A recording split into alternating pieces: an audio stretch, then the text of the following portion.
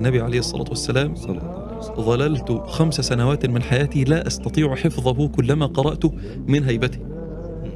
والله الدعاء يخلع القلب، يخلع القلب. الدعاء ده كفيل أن يصلح قلبك.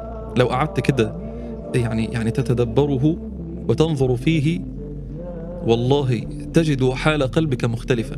شوقتنا، ما تقول بقى الدعاء. ما أنا مش يعني أنا مش قادر تقوله. أنا خايف منه، لسه الهبة موجودة. أنا خايف منه. أنا حفظته لسه تقريبا حفظه من يمكن شهرين أو 3 أشهر، وحفظته لم أجد مكانا يعني يناسب هيبة هذا الدعاء كالحرم، كبيت الله الحرام، كهيبة بيت الله الحرام، فأخرجته ودعوت الله عز وجل بهذا الدعاء فيه. كان النبي صلى الله عليه وسلم يقول: اللهم أنت أحق من ذكر، وأحق من عبد، وأكرم من ابتغي، وأرأف من ملك، وأجود من سئل، وأوسع من أعطى. أنت الملك لا شريك لك، والفرد لا ند لك، كل شيء هالك إلا وجهك، كل شيء هالك إلا وجهك، لن تطاع إلا بإذنك، ولن تعصى إلا بعلمك. أقرب شهيد وأدنى حفيظ، أقرب شهيد وأدنى حفيظ. القلوب لك مفضية، والسر عندك علانية. الحلال ما أحللت، والحرام ما حرمت، والدين ما شرعت، والأمر ما قضيت، والخلق خلقك، والعبد عبدك، وأنت الله الرؤوف الرحيم، وأنت الله الرؤوف الرحيم.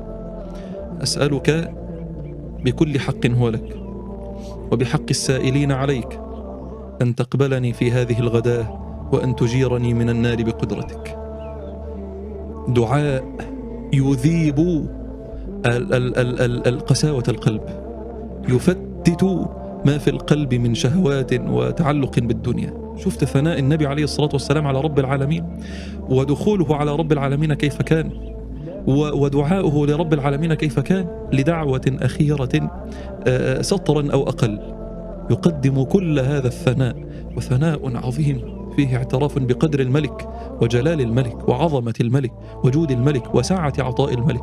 اللهم أنت أحق من ذكر، وأحق من عبد، وأكرم من ابتغي، وأرأف من ملك، وأرأف من ملك، وأجود من سئل، وأوسع من أعطى.